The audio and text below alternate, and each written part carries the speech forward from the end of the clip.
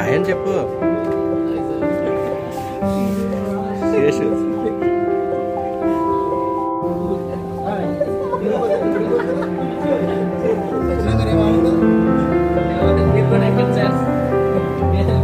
శ్రీనివాస్ గారు మీరు వెళ్ళాలి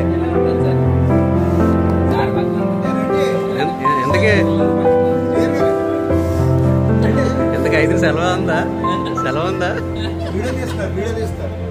5 సెలవు ఉందా లేదా?